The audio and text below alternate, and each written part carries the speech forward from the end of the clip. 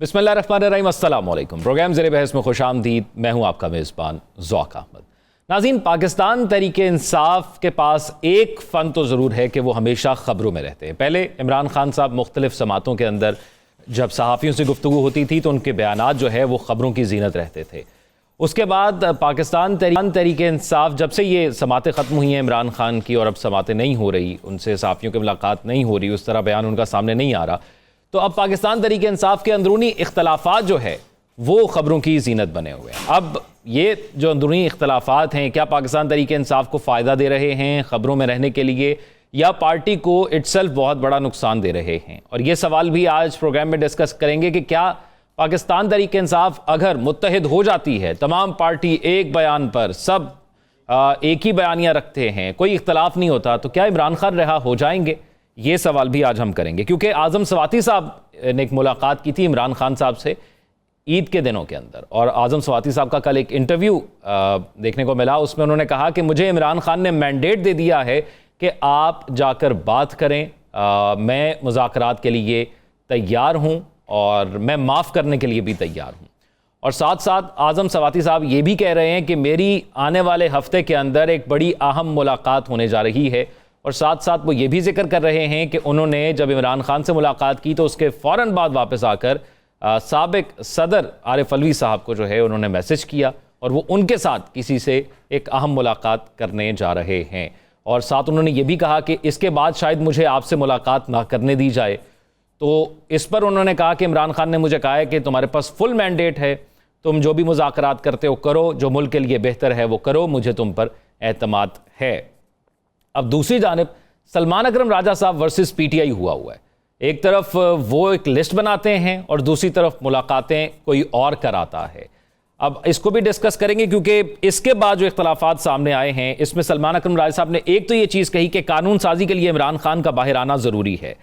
फिर इमरान खान से मुलाकात का मामला और बैरिस्टर गौहर और सलमान अकरम राजा के दरमियान सख्त जुमलों का तबादला हुआ, और बैरिस्टर गौहर साहब ने मीडिया से गुफ्तगू करते हुए कहा कि मैं हूं पार्टी का चेयरमैन, मुझे सब जवाब दे हैं, मैं किसी को जवाब दे नहीं हूं। इस हद तक उनकी जानिब से बयानात सामने आए। फिर एक और अहम मामला माइंस एंड मिनरल्स कॉन्फ्रेंस जो हुई उसके बाद खैबर पख्तूनख्वा के हवाले से सामने आया। इसमें अली अमीन और आतिफ खान साहब के दरमियान एक तल्ख कलामी हुई है, एक व्हाट्सएप ग्रुप के अंदर जो पार्टी का खैबर पख्तूनख्वा का बना हुआ है, और वो भी अब खबरों में बहुत ज़्यादा चल रहा है। इसके साथ साथ कोई भी नहीं चाहता कि इमरान खान बाहर आए। अब ये कौन नहीं चाहता, ये आज़म स्वाति साहब कह रहे हैं। इस तमाम तर सूरत हाल पर बात करते हैं। हमारे साथ नजमुल साकिब साहब और साकिब बशीर साहब मौजूद हैं, तीनों सीनियर तज्ज़ियाकार हैं। नजमुल साकिब साहब, starting with you, Pakistan Tehreeke Insaf हमेशा ही मसाइल में नज़र आ रही है, ख़ास तौर पर जब वो हुकूमत से गई थी तब से अब तक, और ख़ास तौर पर इन इंतखाबात के बाद तो पार्टी की तंजीम साजी ही हमें समझ में नहीं आ रही। तो इसका पाकिस्तान तहरीके इंसाफ को कोई फ़ायदा हो रहा है, या पाकिस्तान तहरीके इंसाफ को इसका कोई नुकसान हो रहा है? और क्या अगर ये मुत्तहिद भी हो जाए तमाम पाकिस्तान तहरीके इंसाफ, तो इमरान खान बाहर आ जाएंगे? देखिए, जब आप ये इस्तेमाल करते हैं ना लफ्ज़ तंजीम साजी, तो ध्यान पता नहीं किधर किधर जाता है हमारा। तो एहतियात करनी चाहिए, क्योंकि आजकल लोग बड़े सेंसिटिव हुए हैं, ख़ासतौर पे तंजीम साजी के मामलात के बारे में। ठीक है। अच्छा, अभी आप इंट्रो दे रहे थे तो मैं देख रहा था कि जितना भी आपने बताया ना कि इनकी अंदरूनी खलफशार एक दूसरे के खिलाफ है, एक कह रहा है मैं स्पोक्स पर्सन हूँ, एक कह रहा है नहीं जी मेरी बात हो गई है, तुम वफादार हो, फलाना। ये सारे का सारा जो है हमें लगता है कि ये कॉज है, ये वजह है। हमारा तज्जिया ये कहता है कि ये सारी वजह नहीं है, ये इफेक्ट है, ये उसका इफेक्ट है, कॉज कहीं और है। और अभी इस यानी इसी दौरान जिस दिन आपने सवाल किया है, कोशिश करते हैं ये जानने की कि असल वजह क्या है। ये तो सारे इफेक्ट्स हैं। अच्छा, उससे पहले ये यहां से शुरू करते हैं बात कि ये तहरीक के इंसाफ है। ये एक तहरीक के तौर पे इस्तेमाल हुई थी, यानी शुरुआत इसकी हुई थी, और उसमें इमरान खान साहब ने कहा था कि मुल्क को, अवाम को और पाकिस्तान को इंसाफ दिलाना है, जो कि बहुत ही आला किस्म का एक जो आप कह सकते हैं कि मतमा नज़र हो सकता है। अब इतना अरसा गुजर गया, मुझे ये बताइए क्या इंसाफ मिला? आजकल तो वो खुद इंसाफ ढूंढ रहे हैं, उनके साथ खुद यानी बेइंसाफी नाइंसाफी हो रही है। क्या ये तहरीक किसी सियासी जमात में तब्दील हुई? ये आप दो सवाल अपने आप से कीजिए और आपको इसका जवाब असबात में नहीं मिलेगा, जवाब आपको नफी में मिलेगा। ठीक है, देखिए, इस वक्त की जितनी हमारी सियासी बड़ी बड़ी जमातें हैं उनको ले लेते हैं और उनको देखते हैं कि वो सियासी जमात है कि तहरीक है। मिसाल के तौर पे पीपल्स पार्टी में क्या कोई इस तरह का इख्तिलाफ है कि अगर आप जरदारी साहब खुदा न खास्ता ना रहे तो कौन बनेगा? उसमें तो 2-3 नाम सीधे सीधे से आते हैं। शरीफ खानदान को देख लीजिए, इस वक्त नवाज शरीफ साहब हैं, खुदा न खास्ता उनको कुछ होता है तो कौन बनेगा, सब समझ आ रही है। जमात इस्लामी का अपना तरीका है अमीर को इंतखाब करने का। JUIF जो है वो ताहयात हैं हमारे मौलाना फजलुर रहमान साहब, खुदा न खास्ता कुछ होता है तो कौन बनेगा, वो साफ हमें नजर आ रहा है। उनके बरखुरदार से बात शुरू कर लीजिए। इसमें यह बताइएगा कि जब तक खान जेल में है और खुदा न खास्ता उसको कुछ होता है तो कौन है जो कि बागदौड़ संभालेगा PTI की? आपको एक नाम भी नजर नहीं आएगा। यह है उन 2-3 वजूहात की बुनियादी, जो बुनियाद में पड़ी हुई वजह है। अब देखिए, अब मैं आता हूं, ये कॉज है, इफेक्ट देखिए। बुशरा बीबी को देख लीजिए, वो कैंडिडेट हैं। हमशीरान को देख लीजिए, बहनों को देख लीजिए, उनमें से अलीमा खान जो हैं वो कैंडिडेट हैं प्रॉपर। क्या कोई बेटा बेटा भी है? लगता नहीं है। अच्छा, फिर उसके बाद आजम सवाती साहब हैं, शिबली फराज साहब हैं, उमर अयूब साहब हैं, उसके बाद ये सलमान राजा साहब हैं, और फिर वो जो मरवत साहब हैं उनका तो पता ही नहीं चलता। इनमें से कौन है? आपको समझ में आएगी कि अब जबकि ये तय हो गया कि खान को इतने सारे, यानी अब तो 650 दिन हो गए, पता नहीं अब तक कब तक, एक गैर मुअय्यना मुद्दत तक खान अंदर है। जब खान अंदर है तो फिर किस से बात की जाए? कौन है जो कि इसको लीड करेगा? हमें नहीं नजर आता। और खुदा ना खास्ता कल को खान को कुछ होता है तो फिर तो और भी ज्यादा फतूर फैलेगा। तो ये जो आपको इफेक्ट नजर आ रहा है ना, एक दूसरे के खिलाफ बात कर रहे हैं, दूसरा तीसरे के खिलाफ बात कर रहा है, और अब तो सीधा सीधा सामने सामने आके बात कर रहे हैं। इधर 3 लोग बैठे हुए हैं, इधर वाला कुछ और कह रहा है, इधर वाला कुछ और बीच वाला कह रहा है मैं देख लूंगा, असल में मैं हूं। अब आपको समझ आनी शुरू होगी कि असल वजह क्या है। दूसरी तरफ खान को देखिए, खान को यह सिचुएशन सूट करती है। खान को यह सिचुएशन सूट करती है कि वो किसी को भी कह दे भाई अब तुम वफादार हो, तुम आगे हो जाओ। देखिए ना, अली अमीन गंडापुर पे फूल निशावर किए जाते हैं, बाद में उनको हटा दिया जाता है कि भाई अब वो कोई जुनेद अकबर आ गया है। इधर से आप कोई नाम लें, आपको पता लगेगा उसको आगे आता है कोई, यानी अफजल मरवत, और उसको पीछे हटा लिया जाता है। खान को ये चीज सूट करती है। इसी तरह से जो बाहर रहनुमा है PTI के, उनको भी ये सूट करता है कि खान अंदर ही रहे। खान बाहर आएगा तो उनको कौन पूछेगा? इस वक्त तो ये ना, हर रोज टीवी पे जिस तरह आपने कहा है कि जी यानी रेलेवेंट ही रहते हैं, खबरों में रहते हैं। कौन नहीं चाहता कि खबरों में रहें?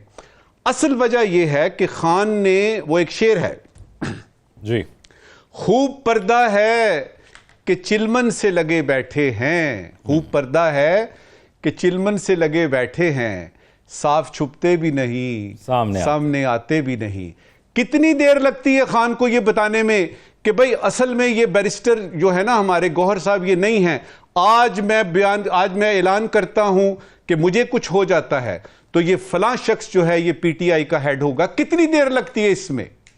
तो लिहाजा हमारा तज्जिया ये कहता है कि ये सिचुएशन इसी तरह से चलती रहेगी, और कॉज एंड इफेक्ट की जो मैंने बात बताई है उसमें बिल्कुल आपने घबराना नहीं है।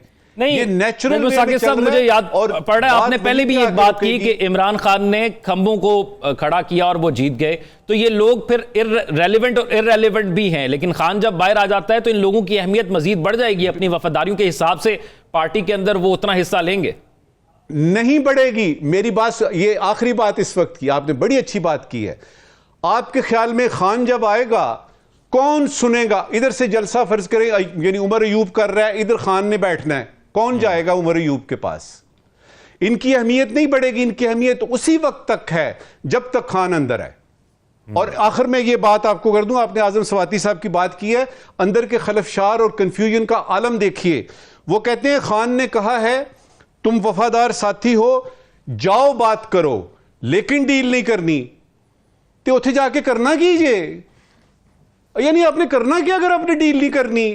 जाके आपने हालचाल पूछना, मौसम का हाल करना है। इससे आप अंदाजा लगा लीजिए कि किसी किस्म का कोई यकीन करने को दिल नहीं चाहता। पता नहीं ये खान ने कहा है कि नहीं, पता नहीं ये खान की बात कर रहा है कि नहीं, पता नहीं वो क्या बात थी। तो खूब पर्दा है कि चिलमन से लगे बैठे हैं खान साहब, ख्वाब छुपते भी नहीं, सामने आते भी नहीं। विजय मीर साहब, एक तो गवर्नमेंट बड़ा भरपूर किरदार अदा करती है पाकिस्तान तहरीक इंसाफ की पॉपुलैरिटी के हवाले से। अब किसी को मिलने दिया जाता है, किसी को नहीं मिलने दिया जाता, लेकिन पिछले 2-3 दिन पहले जो खान साहब की बहनें जब मिलने गई तो जिस तरह उनको गिरफ्तार किया गया, फिर कहीं किसी मैरिज हॉल में रखा गया, फिर रिहा कर दिया गया, तो एक हाइप ज़रूर बन गई, खबरों की जीनत ज़रूर बन गए। तो आपको क्या लगता है कि ये खान साहब की रिहाई के हवाले से सबसे मौसर किरदार कौन अदा कर सकता है? क्योंकि आजम स्वाति साहब अब कह रहे हैं ये मैंडेट मुझे मिला। इससे कबल हम देखते थे कि अली अमीन गंडापुर साहब इस तरह की मुलाकातें करते थे, और उससे पहले हमने देखा कि बैरिस्टर गौहर साहब ने भी एक बड़ी अच्छी मुलाकात की। देखिए ज़ौक, इमरान जो है इस वक्त वो खुद कैदी, एक तो कैदी हैं 804, लेकिन ये खुद एक अपनी पार्टी के भी कैदी हैं, क्योंकि इनकी जो पार्टी है उन्होंने इनको कैद में रखा हुआ है। बाहर आते हैं, एक बयानात आते हैं, जिस तरह से आपने स्वाति साहब की बात की, फिर मरवत की बात करते हैं, गंडापुर की बात करते हैं। तो ये जो मुख्तलिफ़ किस्म की जो ये बयानात आते हैं, ये इमरान को ख़ुद एज अ पार्टी हेड मैं समझता हूँ बहुत ज़्यादा नुकसान पहुँचाते हैं। नुकसान कहाँ पहुँचाते हैं? पार्टी को तो पहुँचा ही दिया, अपने जो फॉलोअर्स हैं, इनके जो सपोर्टर्स हैं, ये उनके आगे इनको लेट डाउन करते हैं। अब ये क्यों करते हैं? क्योंकि इन्होंने डिविजन्स क्रिएट कर दी हैं या कराई गई हैं। ये भी एक सवाल उठता है कि ये क्यों उस तरह कर रहे हैं। जब आप मुश्किल पे होते हो, आपने पीपल्स पार्टी को भी देखा है, आपने PMLN को भी देखा है, इनके जब ये मुश्किलों में रहे हैं और एग्जाइल में रहे हैं, मैं तो साथ ही होता था, मैंने कोई इख्तलाफात नहीं देखे कहीं भी।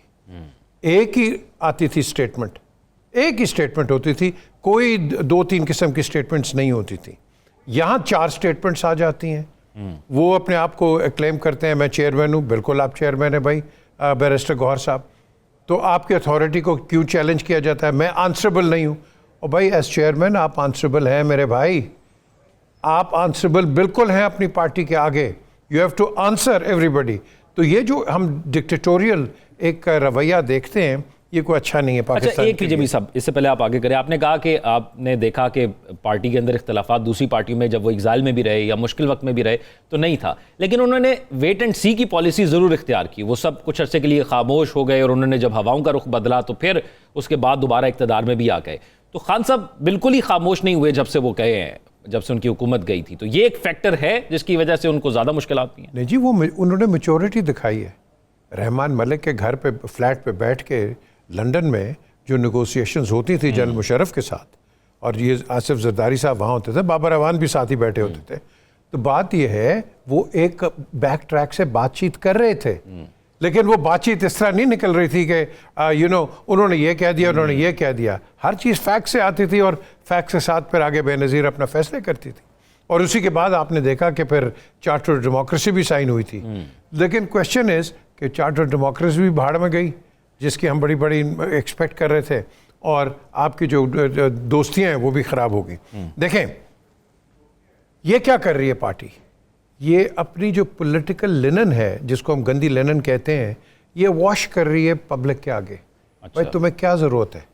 तुम्हें क्या ज़रूरत है? तुम ऐसी डेंजरस स्टेटमेंट्स दो कि जिसमें पार्टी में और इख्तलाफात पैदा हों। आपके लोग लेफ्ट राइट तो वैसे हो रहे हैं, तो आप इंस्टेड कि यूनिफाई करो, आप उसको ख़राब कर रहे हो। अब इमरान खान जो है, मैं समझता हूँ कि he is a victim of bad advice. जब वो स्वाति साहब को कहते हैं आपके पास मैंडेट है, तो फिर आप बैरिस्टर गौहर साहब को फारिग कर दो। देखो ना, आपने चेयरमैन अगर किसी को बनाया है तो he has to have the mandate. With the greatest respect, Swati साहब may be a very senior member, but he has got no say. देखो ना, या तो आप हायरार्की से चलो, या जो भी आ जाए, हाँ भाई तुम आ जाओ, तुम ये कर लो, तुम ये। इस तरह नहीं चलती पार्टीज। आप हायरार्की से चलाएंगे, पार्टीज चलेंगी।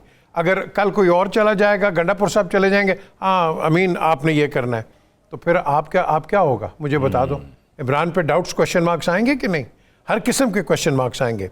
अब बात आती है कि हमने ये जो टेंशन्स हैं ये कैसे दूर करनी है। मैं अभी भी बार बार कहता हूँ, मेरे ख्याल कितने 600 दिन हो गए, उस वक़्त से कह रहा हूँ, उससे पहले भी मैंने कहा है, इनको प्राइम मिनिस्टर हाउस में मैंने कहा है कि बात करो। जवाब बड़ा सिंपल आता है, आई एम श्योर सुन भी रहा होगा इमरान, नहीं आर्मी चीफ मेरे साथ है, नहीं DGISI मेरे साथ है। मैंने कहा तेरे साथ कोई नहीं है, नीड टू नो बेसिस पे है सब कुछ, please understand. I said it to him then and I am saying it now. Thing is कि ये जो सारे आते हैं ना प्राइम मिनिस्टर्स, ये समझते हैं कि ये आर्मी इनके साथ है, और एक फ़ौज किसी के साथ नहीं होती, फ़ौज पाकिस्तान के साथ है। ये गलतफहमी है इन लोगों की। ये जो लीडर 5 चीफ बनाए थे नवाज शरीफ ने, 5 जी, 5 की तरह से फारग हुए। द क्वेश्चन इज कि ये एक परसेप्शन क्रिएट किया जाता है, हाँ जी इसको रख लिया, उसको रख लिया। अच्छा, एक चीज़ यहाँ पे, अब एक चीज़ तो ये भी है कि आपने कहा कि इमरान खान को बात करनी चाहिए। अब आगे अगर कोई बात करने को आप तैयार नहीं है, क्योंकि जो कुछ उन पर इल्ज़ाम लगता है, ख़ास तौर पर नून लीग की जाने से भी, कि जब नए चीफ साहब की तैनाती हो रही थी तो ये लॉन्ग मार्च लेकर आ गए, जिस तरह मुतनाज़ करने की चीज़ें कोशिश की गई, फिर बाद में बयानात आते गए, जिस किस्म के अल्फाज और अलकाबात दिए गए जो है वो सीनियर पर्सनैलिटीज़ को, तो वो तो बात करने को तैयार नहीं है, तो इमरान खान किससे बात करे? जब वो मार्गरेट थैचर ने बड़ी अच्छी बात कही है कि जब आपके पास कोई सियासी दलाइल नहीं रहते हैं ना, तो आप पर्सनैलिटीज़ पर अटैक शुरू कर देते हो। एंड देन ये जो अब आपने सवाल किया है, फिर इन सवाल के जवाब हम सारे बैठ के देते रहते हैं मुख्तलिफ टेलीविजन के ऊपर। That is not Pakistan wants. Pakistan को चाहिए सोल्यूशंस, हमें सोल्यूशन चाहिए। अभी आपने कहा जी, किसने कहा कि फॉरवर्ड ब्लॉक बन जाएगा, वो तहरीक इस्तेकाम भी देख लिया ना आपने, क्या हुआ, क्या तीर मार लिया, कर दिया कुछ, कोई रेवोल्यूशन आया? बिल्कुल, ये अपना साकिब साहब ने बड़ी अच्छी बात की है। Imran Khan is PTI, Nawaz Sharif is PMLN and Zardari is PPP। जो मर्जी बाद में तुम कर लो, ये आपका मोडस ऑपरेंडी है, सिंपल एज दैट।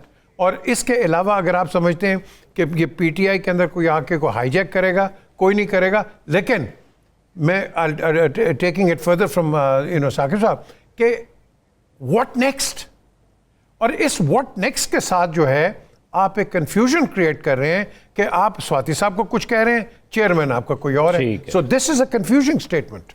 अच्छा, साकिब बशीर साहब, विक्टिम ऑफ बैड एडवाइस का जो वर्ड अभी PJ मीर साहब ने इस्तेमाल किया, आप समझते हैं कि ऐसा है? क्योंकि जो भी जाता है खान साहब से मिलने, वो जब वापस आता है तो कोई ना कोई मैंडेट लेकर फिर मीडिया को बताता है कि भाई मेरी तो मुलाकात ऐसी रही और मुझे इस चीज़ का मैंडेट मिल गया है। किसी को KP का मैंडेट मिल जाता है, किसी को बातचीत का मैंडेट मिल जाता है, किसी को तहरीक चलाने का मैंडेट मिल जाता है। एक तो ये बताइएगा, ये इमरान खान साहब की अगली समातें कब शुरू हो रही हैं? जब ये पता लगेगा, वो खुद सहाफ़ियों से बात करेंगे तो भाई क्या चीज़ ठीक थी, क्या गलत थी, और ये इतने जो पाकिस्तान तहरीक इंसाफ के अंदर मुलाकातों के इख्तलाफात हैं, ये भी क्या कोई हल होंगे या ये इसी तरह चलते रहेंगे? अब अच्छा, एक तो जो विक्टिम आप कह रहे हैं कि बैड एडवाइस का, मेरा ख्याल है ऐसा नहीं है। उसकी एक वजह है, हुकूमत एक चीज़ जो है वो करने में बड़ी कामयाब हुई है।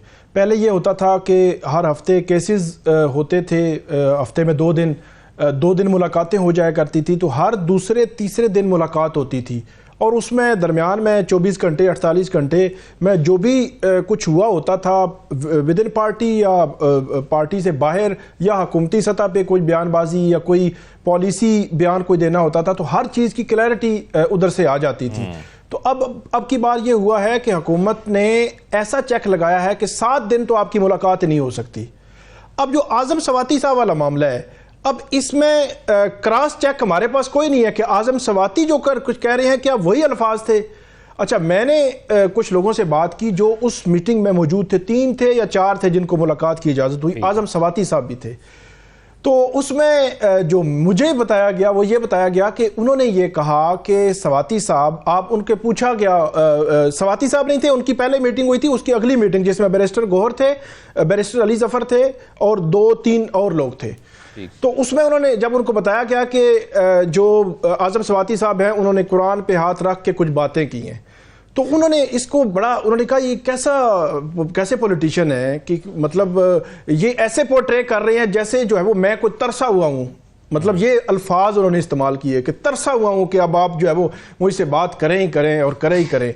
और मैं तो हमेशा से ये कहता रहा हूं कि अगर बात करनी भी है तो मुल्क के लिए करनी है, और मैं अपने केसेस के लिए बात नहीं करना चाहता, मैं जेल से बाहर आने के लिए बात नहीं करना चाहता। अब ये जो बात मैंने आपके सामने की, ये एक थर्ड पर्सन है जो उस मीटिंग में मौजूद था, उनसे बात हुई मेरी, वो बता रहे हैं। तो आजम स्वाति साहब जो बता रहे हैं टोटल जो एक डिफरेंट लाइन है। तो ये जो कम्युनिकेशन का जो गैप है ना, कि बंदा जो आता है वो आके बता देता है, उसका पता ही नहीं होता कि वो बात हुई भी है या नहीं हुई, तो ये भी एक इशू है। और मैं ये समझता हूं कि हुकूमत ने ये जो काम किया कि उनकी एक तो केसेस की समातें कम हो गई, मतलब हो ही नहीं रही 15-16 फरवरी से, और दूसरा उनकी मुलाकात हाई कोर्ट का ऑर्डर था मंगल और जुमरात को होगी, फैमिली की होगी, फैमिली की मुलाकात 20 मार्च से नहीं हुई, वो कोर्ट के ऑर्डर की बेतौकीरी तो हो रही है, लेकिन इसमें ये जो गैप आया तो गैप की वजह से हर चीज़ रुक गई, और उसकी वजह से बाहर जो है वो झगड़े शुरू हो गए। सलमान अकरम राजा कह रहे हैं कि लिस्ट, अच्छा सलमान अकरम राजा जो बात कर रहे हैं वो ठीक बात कर रहे हैं, वो इसलिए कि इमरान खान के अपॉइंट करदा वो कोऑर्डिनेटर हैं कि कौन जेल में आकर उनसे मुलाकात करेगा। जेल हुकाम के दरमियान जो कोऑर्डिनेशन है वो सलमान अकरम राजा ने करनी है, उन्होंने नाम देने हैं और उन नामों की मुलाकात होनी है। अब की बार क्या हुआ, इससे पहले क्या हुआ कि वो जो नाम देते हैं उनकी मुलाकात नहीं होती, ना उनकी अपनी मुलाकात सलमान अकरम राजा साहब की होती है, बाकी मुलाकातें हो जाती हैं। बाकी कैसे होती हैं जब नाम की एक लिस्ट है? तो ये बाकी क्या इमरान खान साहब अंदर से कहते हैं कि मैं इन लोगों को मिलना चाहता हूं, एक लिस्ट वो देते हैं, ये बाकी मुलाकातें कैसे हो जाती हैं? हाँ, बाकी कैसे हो जाती हैं? इस दफ़ा जब ये लोग अंदर चले गए तो उनमें जो लोग अंदर गए उनमें नियाजुल्लाह नियाजी जो है उन्होंने बयान किया कि इमरान खान साहब के सामने जब ये मुद्दा रखा गया कि हम जो लिस्ट देते हैं लिस्ट पे मुलाकात नहीं हो रही, तो उन्होंने भी इस पे एतराज़ किया कि ये कैसे हो सकता है कि जब मैंने कह रखा है कि मेरा कोऑर्डिनेटर लिस्ट देगा तो लिस्ट के मुताबिक मुलाकात होगी, तो ये कैसे हो सकता है? क्योंकि एक पीटीआई की वर्कर ही हैं, खातून वर्कर हैं लाहौर की, शायद वो मेन बल्कि सेकंड थर्ड फोर्थ लीडरशिप में भी नहीं आती, तो वो भी उस मुलाकात में शामिल थी। तो उस पर फिर उन्होंने हैरानगी का इजहार बाहर बैठी क़यादत ने भी किया कि वो उनका नाम जो है वो कैसे आ गया। तो ये एक कन्फ्यूजन है, ये एक गवर्नमेंट की आप प्लानिंग कह लें कि उसकी वजह से इनके अंदर जो है रिफ्ट बन गई। सलमान अकरम राजा पीटीआई के सेक्रेटरी जनरल है, बड़ा अहम होता है, वो अपने जो है चेयरमैन पे सवाल उठा रहे हैं, वो बैरिस्टर अली जफर पे सवाल उठा रहे हैं, उनकी जो पीटीआई के साथ लॉयल्टी है उस पर सवाल उठा रहे हैं। इसी तरह आप देखें सलमान अकरम जो अली अमीन गंडापुर हैं, असद कैसर और जो आतिफ खान है, उन्होंने अभी ईद की छुट्टियों के दरमियान उसके बाद लिखा अपनी पार्टी को कि अली अमीन गंडापुर ने उनके हवाले से जो बातें की हैं उनको इन्वेस्टिगेट कराया जाए। मतलब असद कैसर पॉलिटिशियंस में, सियासतदानों में, पीटीआई में सीनियर हैं जो मुज़ाकराती टेबल्स पे जाकर बैठते हैं, जो मौलाना के साथ चीजें आगे बढ़ा रहे थे, तो वो उनके अंदर रिफ्ट। एक और बात जो मेरे ख्याल में हम भूल रहे हैं वो ये था कि रमजान से पहले ऐलान हुआ था कि ईद के बाद जो है वो मौलाना के साथ अलायंस होने जा रहा है या अपोजिशन अलायंस बनने जा रहा है। हमने देखा रमजान में भी इनकी आपस में चपकलिश चलती रही, और अभी ईद के बाद मैंने नहीं सुना पीटीआई की किसी प्रेस कॉन्फ्रेंस में भी ये बात हुई हो कि जनाब ये होने जा रहा है। वो अपने झगड़ों से जो है वो फिलहाल जो है वो बाहर नहीं निकल रहे। लेकिन इसमें इमरान खान साहब जो है वो उनके हवाले से हमेशा ये कहा जाता है कि वो डिवाइड एंड रूल वाला जो फार्मूला है ना, उसमें रखते हैं कि वो हर बंदा फिर खान साहब की तरफ देखता है। कोई भी पार्टी पे अपनी ग्रिप नहीं बना सका, इवन बैरिस्टर गौहर चेयरमैन है। एक चीज बता दीजिएगा कि ये इमरान खान की जो समाते केसेस की ये कब से दोबारा शुरू होंगी, कब से दोबारा वैसा ही हमें माहौल नजर आएगा जब सहाफियों से वो मुलाकात कर सकते थे? जी, आज के बाद से ऑनवर्ड ये जो है वो अब मुलाकातें मेरे ख्याल में खुल जाएंगी। उसकी वजह है कि सुप्रीम कोर्ट ऑफ पाकिस्तान ने जो 9 मई के केसेस हैं उनको कहा है कि आप 4 माह में मुकम्मल करें। अब वो जो जीएचक्यू हमला केस की समाअत हो रही थी वो रुकी हुई थी 15 फरवरी से, और वो हो रही है अभी 12 अप्रैल को। तो 12 अप्रैल को होती है, या इवन कल अगर नहीं होती तो 2-3 दिन के बाद जो समाअत होगी वो समातें अब शुरू हो जाएंगी। जब समातें शुरू हो जाएंगी तो फिर उनकी फैमिली, उनके वकला, उनकी मुलाकात भी हो सकेगी, और जो पॉलिसी है, पॉलिसी मैटर्स पे या इंटरनली इनके जो चल रही है, लड़ाई चल रही है, सब पे जो है वो आपको रोजाना की बुनियाद पर इमरान खान का खुद जो है वो क्या बयानिया है या क्या पॉलिसी है वो दोबारा से सुनने को मिलेगा। एक ब्रेक की तरफ चलते हैं, वापस आते हैं तो एक और अहम मामला है जिस पर हमें पाकिस्तान तहरीक इंसाफ और पीपल्स पार्टी एक पेज पर नजर आ रही है, उस पर बात करते हैं। Stay with us.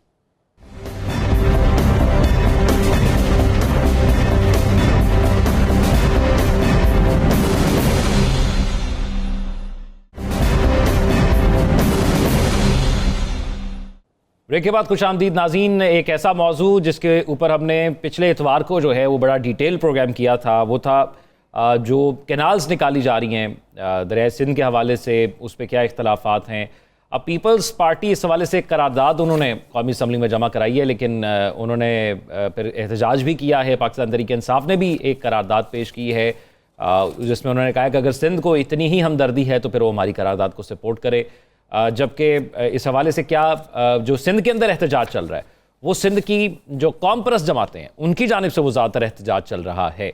तो पाकिस्तान तहरीक इंसाफ को या पाकिस्तान पीपल्स पार्टी को माज़रत के साथ अपनी सियासत को सिंध के अंदर बचाने के लिए इस मामले पर जो है कोई वाज़े मौक़िफ़ लेना होगा, जिसके हवाले से उनकी जानिब से तैयारी शुरू कर दी गई है। जबकि नून लीग का एक मौक़िफ़ है कि चोलिस्तान कैनाल्स मंसूबे की सदर से मंजूरी डॉक्यूमेंटेड है, उनके दस्तखत हैं। वज़ीर इत्तलात पंजाब की जानिब से ये कहा गया था और इस बयान के बाद पाकिस्तान पीपल्स पार्टी काफ़ी नाराज़ नजर आई। पीजे मीर साहब, अब ऑन बोर्ड कुछ जमातें आ रही हैं, पीटीआई भी इसके अंदर अपना किरदार अदा कर रही है, वो भी करारदाद पेश कर रही है, पीपल्स पार्टी भी हमें सामने नज़र आ रही है और आने वाले दिनों में, एक दो दिनों में आपकी भी वज़ीर आला सिंध से मुलाकात होने जा रही है।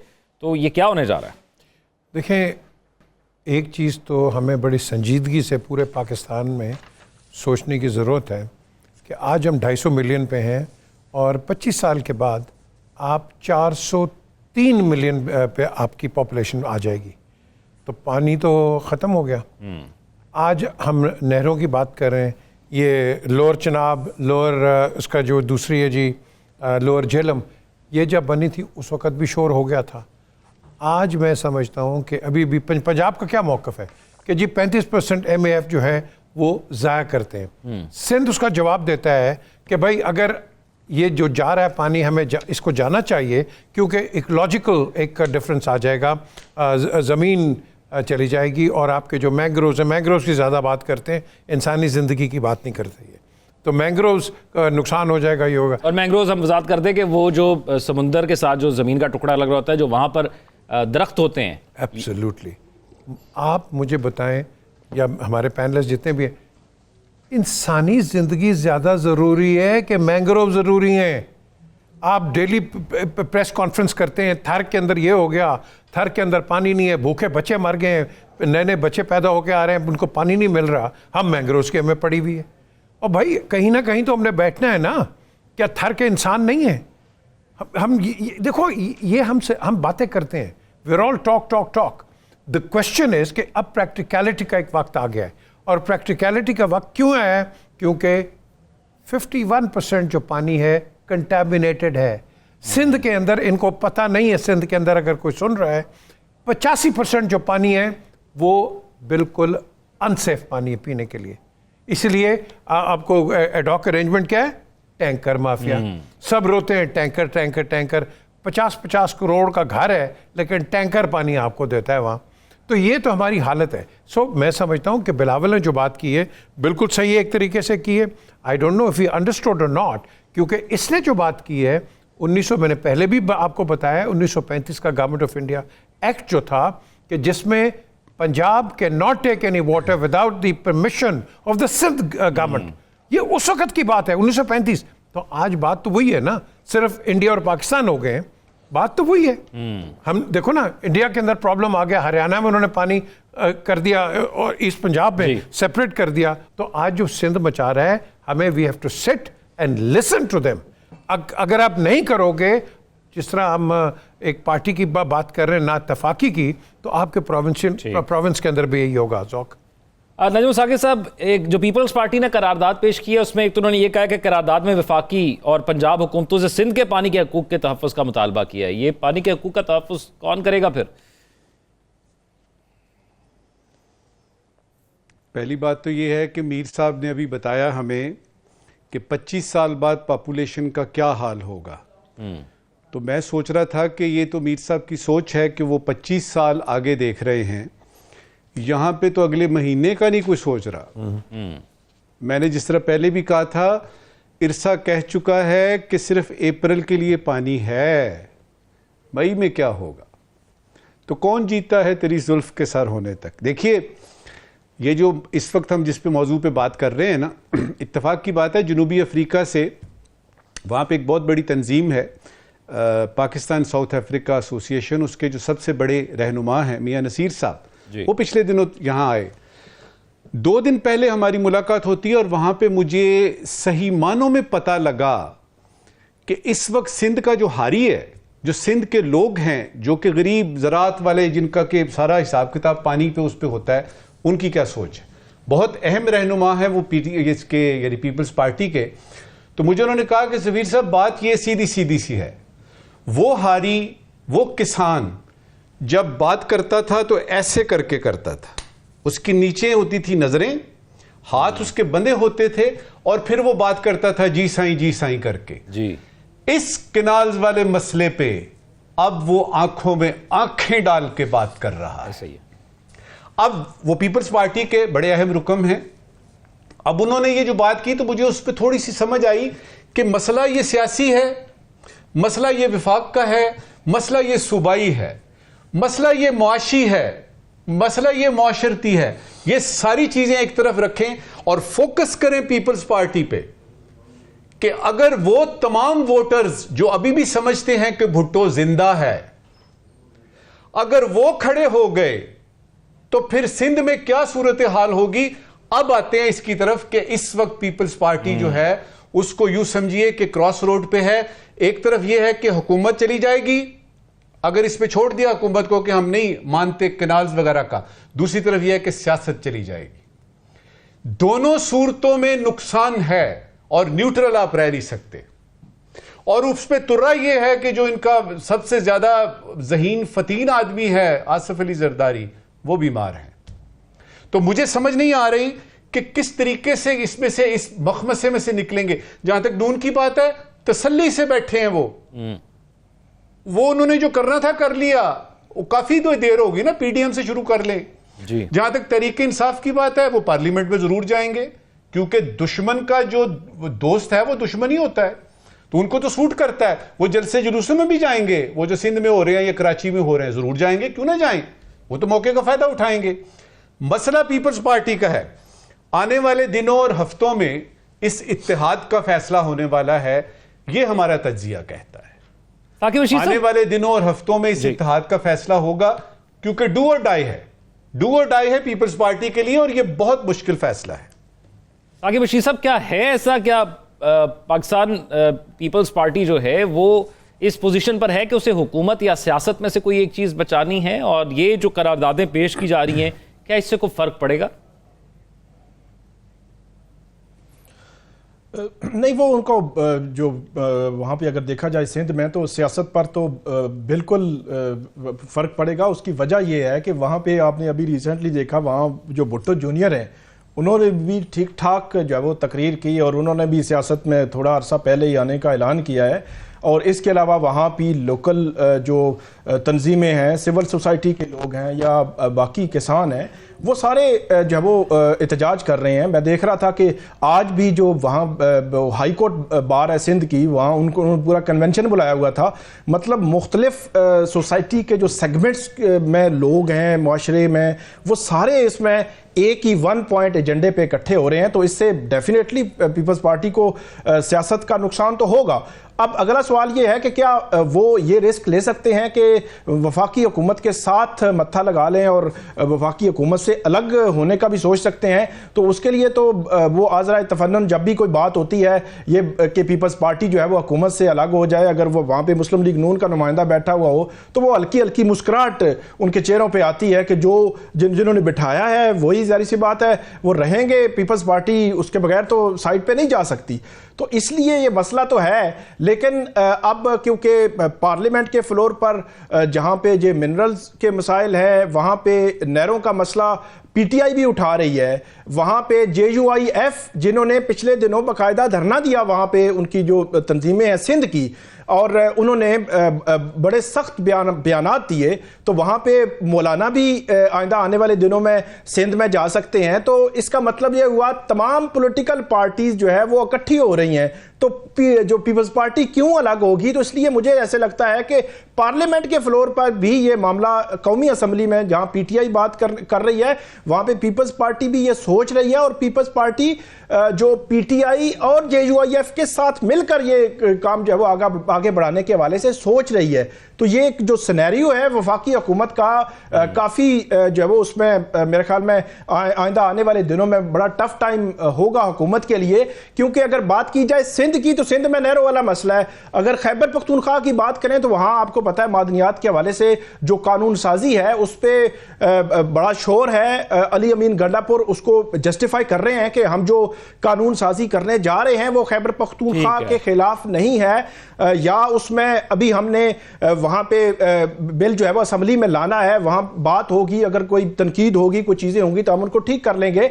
लेकिन दूसरी तरफ उनकी पार्टी, उनका जो चेयरमैन है, चेयरमैन का मैं बयान पढ़ रहा था बैरिस्टर गोहर के, उन्होंने कहा कि जब तक इमरान खान साहब जो है वो ओके नहीं करते तब तक जो है वो ये बिल अभी पास नहीं होगा। तो खैबर पख्तूनख्वा और सिंध ये दोनों महाज वफाकी हुकूमत के लिए मेरे ख्याल में काफी जो है टफ होंगे आइंदा आने वाले दिनों में। ब्रेक की तरफ चलते हैं, stay with us.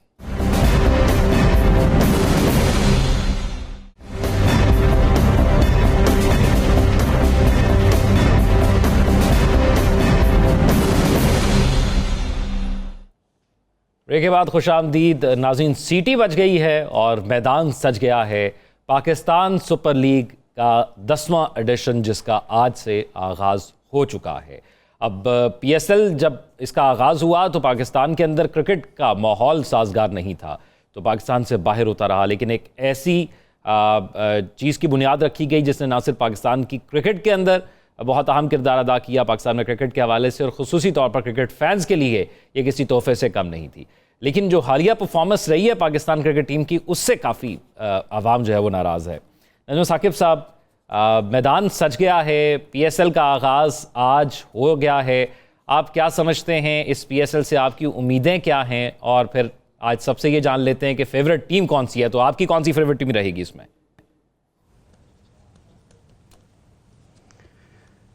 Naseem Ashraf साहब के ज़माने में ये बात कर रहा हूँ मैं 2007-8 की, जब वो पीसीबी के चेयरमैन थे, तो ये आइडिया फ्लोट हुआ कि T20 लीग होनी चाहिए।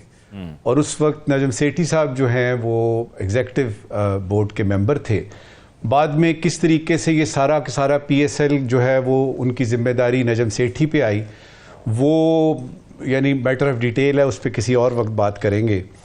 देखिए, ये 10वां एडिशन है इसका जी। पिछले जो 9 हुए और ये जो आज से शुरू हो रहा है उसमें एक बुनियादी फ़र्क है, और वो ये है कि पिछले 9 को अगर आप देखें तो पाकिस्तानी टीम जो कौमी टीम है उसका इमेज देखें क्या था और इस वक्त क्या है। लिहाजा जो लोग देख रहे हैं इस्लामाबाद यूनाइटेड है, या उसमें जलबे है, या उसमें कराची किंग्स है, या लाहौर कलंदर्स हैं, या कोयटा ग्लैडिएटर्स वगैरह वगैरह, जो इस वक्त आम देखने वाला आदमी है वो क्या देख रहा है?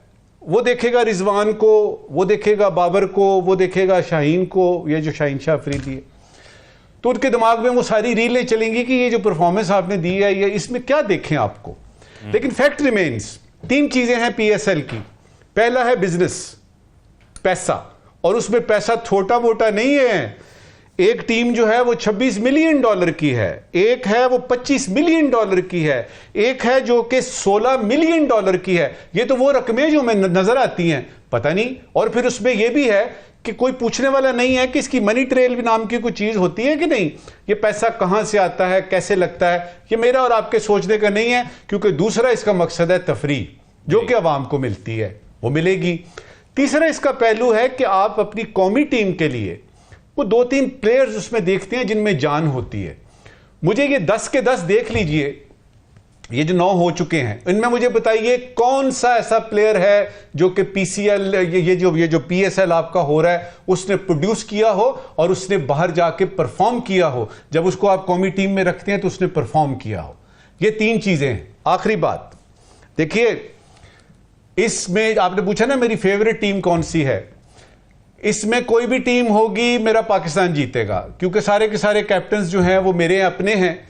और हार जाने पे भी अजीज रही, हार जाने पे भी अजीज रही मेरे लश्कर की सब सिपाह। मुझे तो कोई और टीम ही नहीं है हमारी, लिहाजा हम तो इन सबको सपोर्ट करेंगे।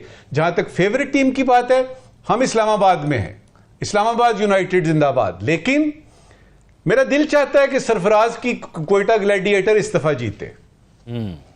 मेरा दिल चाहता है कि कोयटा ग्लैडिएटर जीते, क्योंकि वो शख्स ऐसा है, यकीन कर लीजिए, मैंने पहले भी आपको कहा था कि जितनी ज्यादती उसके साथ हुई है क्रिकेट की तारीख में किसी के साथ नहीं हुई। और अभी भी मैं कहूंगा, ये मेरी बात लिख लीजिए, इस वक्त भी अगर कौम को जरूरत है ना, कौमी टीम को किसी कैप्टन की, उसको आप यानी एक फिगर हेड के तौर पे उसको कैप्टन बना दीजिए कुछ अरसे के लिए। थोड़ी सी जो है वो हिसाब किताब आप देखेंगे, उसको टीम चलानी आती है। तो PSL जिंदाबाद, इस्लामाबाद यूनाइटेड के हम सपोर्टर्स हैं, लेकिन दिल हमारा चाहता है कि सरफराज की टीम जीते, कोयटा ग्लैडिएटर जीते इस दफा। ठीक है पीजे मीर साहब, आपने इस सारे प्रोसेस को बड़े करीब से देखा। हमने क्रिकेट एक ऐसा खेल है जो सबसे ज़्यादा मकबूल भी है और सबसे ज़्यादा हमारी इमोशंस भी उससे जुड़ी हैं। मुल्क के जैसे मर्जी हालात हों, टीम एक मैच जीतती है। आपने देखा न्यूजीलैंड के खिलाफ एक T20 जीते तो खुश इतने हो गए सारे लोग, और स्टेटस और ये वो, और उसके बाद हम फिर हार गए। लेकिन एक जीत ही बड़ी होती है, तो एक परफॉर्मेंस ही दोबारा एतमाद बहाल करने के लिए काफ़ी होगी, क्योंकि हम मासूम लोग हैं पाकिस्तानी ना। तो PSL को कैसे देखते हैं? 10वां एडिशन है, ये 10 सालों की कामयाबियाँ और फिर इस साल की उम्मीदें और फेवरेट टीम। सबसे पहले तो मैं आज प्रोग्राम में एक क्रेडिट दूंगा कि जिसने इसको शुरू किया, जो इसका ऑथर था Salman Sarwar Butt, he started it. Yes, Najam Sethi साहब ने बाद में लेके इसके ऊपर गए और नसीम ने इनिशिएट किया। And but Salman is the person, जो कि एक और लड़का है बर्मिंघम का, बॉबी, तो इन्होंने लड़कों को लेके आए और इवेंचुअली आज देखो क्या हुआ। पहले बड़े डिस्करेजिंग स्टेटमेंट्स आती थी, सो एक प्लेटफॉर्म हमें मिला। बट मैं समझता हूँ कि इस प्लेटफॉर्म में और काफ़ी ज़रूरत है इम्प्रूव करने की। अभी तो 16-18 मिलियन की बात कर रहे हैं, इसका बहुत बड़ा पोटेंशियल है। इसकी मार्केटिंग उतनी नहीं है जितनी हम कर सकते हैं। इसका इतना ज़्यादा potential, it's a $multi-billion dollar business. So एक तो ये। दूसरा, मैं समझता हूँ PSL एक ग्लोरीफाइड फर्स्ट क्लास क्रिकेट है पाकिस्तान के अंदर, बट इसको रखते हुए आप अपने डोमेस्टिक सीजन को भी तकड़ा करो। आप अपने कायद-ए-आज़म ट्रॉफीज़ को, पेट्रन्स ट्रॉफी को, हम तो नाम ही चेंज करते रहते हैं, कभी अयूब हो गया, कभी भुट्टो हो गया, कभी फलाना हो गया, हम इसको पॉलिटिकल बनाते रहे। तो आप जो आपके पास जो ट्रेडिशनल्स हैं उसको रखो। जिस तरह इंडिया के अंदर अभी तक रांची ट्रॉफी चल रही है, हमारे पास कायद-ए-आज़म ट्रॉफी है, ये चीज़ें चलनी चाहिए। यस, हमें आज भी मैं समझता हूँ कि बड़ा डिसअपॉइंटमेंट है कि पाकिस्तान अच्छा परफॉर्म नहीं कर रहा, लेकिन सारी उम्र तो उस तरह नहीं रहेगा ना रहना चाहिए। हमें चाहिए कि आज PCB जो है, जो उसको रन कर रही है, अच्छे अच्छे लड़कों को स्काउट्स लेवल पे लाएं। कराची से लेकर पेशावर तक आप भेजें लड़कों को, जो कि आपके स्काउट्स हों, लड़कों को छांटी निकालें और आगे जो नेशनल सेलेक्टर्स हैं उनको दें। That is the way forward. बाकी बात रही कि हार जीत लगी रहती है, अफसोस है। यस, बिल्कुल हार जीत लगी रहती है। मैं तो क्रेडिट देता हूँ, जिस साकिब साहब कहते हैं इस्लामाबाद, मैं कहता हूँ लाहौर कलंदर, वो नीचे से उठ के कहाँ जीत नॉन स्टार्टर से स्टार्टर हो गए। तो क्रिकेट एक उसको कहते हैं ना, गेम ऑफ ग्लोरियस अनसर्टनिटी। तो ये एक ऐसी गेम है कि इसका कोई पता नहीं। जिस तरह खान मोहम्मद हमारे फास्ट बॉलर होते थे पहले टेस्ट मैच के वक्त, तो हमेशा वो कहा करते थे लंदन में कि कोई मैच कभी हारा नहीं है till the last ball is not bold.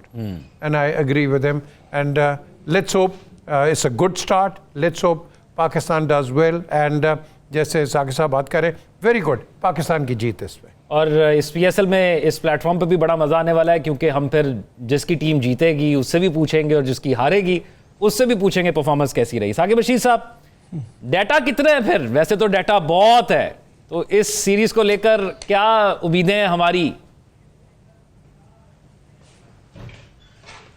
एक तो ये ब्रांड है पाकिस्तान का, और खुशी होती है कि पाकिस्तान सुपर लीग हो रही है और 10वां एडिशन जो है वो होने जा रहा है। और अल्लाह करे ये जो वो खैर वाफिया से सिक्योरिटी के कोई मसाइल, कोई ऐसा इशू ना हो। इसके अलावा जो अगर देखा जाए माजी में बड़ा जो है वो लोगों का जोश रहा है, पुरजोश रहे हैं शायकीन क्रिकेट जो है वो, उनको बड़ा लास्ट टाइम का जो PSL था बड़े क्लोज जो है वो मैचेस भी हुए।